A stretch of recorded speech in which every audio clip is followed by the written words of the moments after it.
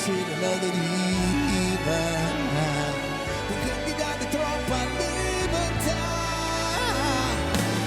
la gente di mare. Tra gli applausi e i cori di un pubblico infiammato in una piazza San Marco magica, Umberto Tozzi ha chiuso la settimana di concerti a Venezia, cantando sulle note dei grandi successi che hanno segnato i suoi 50 anni di carriera. Dopo l'apertura con Notte Rosa, la tappa veneziana della tournée mondiale con cui il cantautore torinese dirà addio alla scena live è proseguita con pezzi indimenticabili.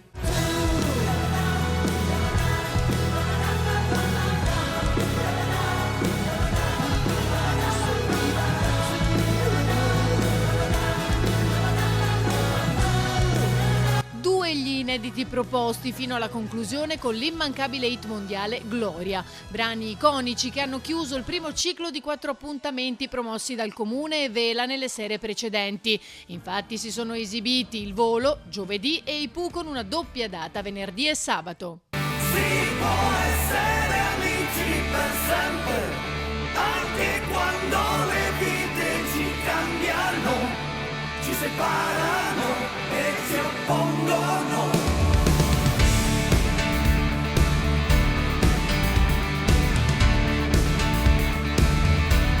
La musica in piazza San Marco torna a essere protagonista sabato 13 luglio con il coro e l'orchestra della Fenice che nel centenario della morte di Giacomo Puccini incanteranno il pubblico con un programma a lui dedicato.